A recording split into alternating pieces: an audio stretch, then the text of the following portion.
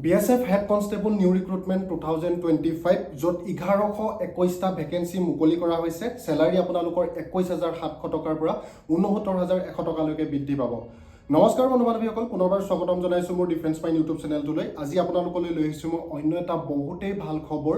Border security ফোৰ্চৰ ফালৰ পৰা আপোনালোকলৈ মুকলি কৰা হৈছে ৰেডিঅ' অপাৰেটৰ আৰু ৰেডিঅ' মেকানিক অপাৰেটৰ কিছুমান ভেকেন্সি।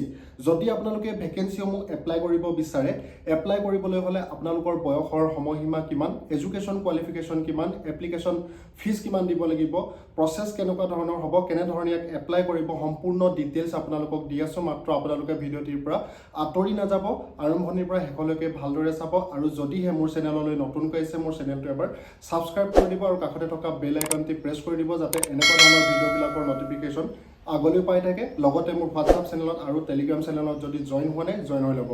সো বন্ধু-বান্ধৱীসকল, আহক ভিডিঅ'টি আৰম্ভ কৰোঁ। বন্ধু-বান্ধৱীসকল, ইয়াৰ অৰ্গেনাইজেশ্যনৰ নাম হৈছে বৰ্ডাৰ সিকিউৰিটি ফোৰ্চ। ইয়াৰ এপ্লাই প্ৰচেছ হ'ব আপোনালোকৰ অনলাইন। টোটেল ভেকেন্সি আছে 1121টা আৰু ইয়াৰ জব লোকেশ্যন হৈছে অল ইণ্ডিয়া। ইয়াৰ ডেছক্ৰিপশ্যনত লিংক দিয়া আছে, অফিচিয়েল ৱেবছাইট ডেছক্ৰিপশ্যনত আছে, আপোনালোকে তাত গৈ সম্পূৰ্ণ ডিটেইলছ এ টু জেড চাই ল'ব পাৰিব। এতিয়া জানো আহক বয়সৰ সময়সীমা। বয়সৰ সময়সীমাৰ ক্ষেত্ৰত 18ৰ পৰা 25 বছৰ বয়সৰ সকলো কেণ্ডিডেটে এই পদবিলাক এপ্লাই কৰিব পাৰিব। তাৰ লগতে এজ ৰিলেকশ্যন দিছে ST SCৰ কাৰণে 5 বছৰ আৰু OBC MOBCৰ কাৰণে দিছে 3 বছৰ। এতিয়া জানো আহক application fees. Application fees UR OBC EWS 100 টকাকৈ দিব লাগিব। তাৰ লগতে SC ST ফিমেলে কোনো ধৰণৰ এপ্লিকেশ্যন ফিজ দিব নালাগে। ভেকেন্সি আছিলে আপোনালোকৰ টোটেল 1121টা, তাতো দুটা ভাগ কৰিছে, এটা হৈছে ৰেডিঅ' অপাৰেটৰ আৰু এটা হৈছে ৰেডিঅ' মেকানিকেল অপাৰেটৰ। ৰেডিঅ' অপাৰেটৰত আছে 910টা ভেকেন্সি আৰু ৰেডিঅ' মেকানিকেল অপাৰেটৰত আছে 211টা ভেকেন্সি। এতিয়া জানো আহক ইয়াৰ এডুকেশ্যন কোৱালিফিকেশ্যন। এডুকেশ্যন কোৱালিফিকেশ্যনৰ ক্ষেত্ৰত আপোনালোকে ৰেডিঅ' অপাৰেটৰ যদি কৰিবলৈ যায়, এপ্লাই কৰিব বিচাৰে, তেতিয়া আপোনালোকে 10+12 কৰা হ'ব লাগিব। লগতে আপোনালোকৰ ITI থাকিব লাগিব।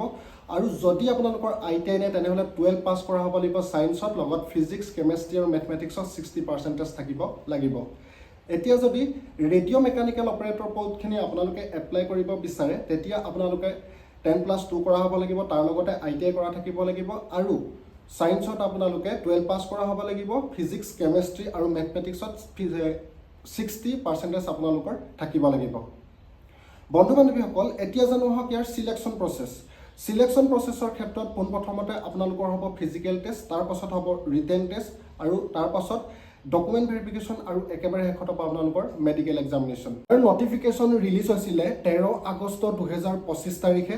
ষ্টাৰ্টিং ডেট হৈছে 24 আগষ্ট 2025 তাৰিখ আৰু ইয়াৰ লাষ্ট ডেট হৈছে আপোনালোকৰ 23 ছেপ্টেম্বৰ 2025 তাৰিখ। বন্ধু-বান্ধৱীসকল, এতিয়া জানো আহক এই পদবিলাক আপোনালোকে কেনেধৰণে এপ্লাই কৰিব। এপ্লাই কৰিবলৈ হ'লে মোৰ ভিডিঅ'ৰ ডেছক্ৰিপশ্যনত ইয়াৰ লিংক দিয়া আছে, লিংকটোত গৈ আপোনালোকে পোনপ্ৰথমে ক্লিক কৰিব। ক্লিক কৰাৰ লগে লগে এটা নতুন পেজ খোল খাব। পেজটো খোল খোৱাৰ পাছত আপোনালোকে তাত নিজৰ ৰিকুৱাৰ্ড ডকুমেণ্টছ আৰু যিবিলাক ডকুমেণ্টছ আৰু পাৰ্চনেল ডিটেইলছ আপোনালোকে তাত আপলোড কৰিব। পাৰ্চনেল একপি নিজৰ পাছপৰ্ট চাইজ ফটোগ্ৰাফ, তাৰপিছত ছিগনেচাৰটো দি আপোনালোকে আপলোড কৰিব আৰু কেটেগৰী ৱাইজ আপোনালোকে নিজৰ পে'মেণ্ট দি ছাবমিট কৰি দিব আৰু প্ৰিণ্ট আউট কপিটো ল'বলৈ নাপাহৰিব। বন্ধু-বান্ধৱীসকল, ভিডিঅ'টি ইমানেই। ভিডিঅ'টি যদি ভাল লাগে আপোনালোকে ভিডিঅ'টি লাইক কমেণ্ট শ্বেয়াৰ কৰিবলৈ নাপাহৰিব। আৰু যদি মোৰ চেনেললৈ আজি প্ৰথমবাৰ আহিছে, মোৰ চেনেলটো এবাৰ ছাবস্ক্ৰাইব কৰি থৈ যাব। চ' বন্ধু-বান্ধৱীসকল, আজিলৈ ইমানেই। জয় হিন্দ, জয় ভাৰত, বন্দে মাতৰম।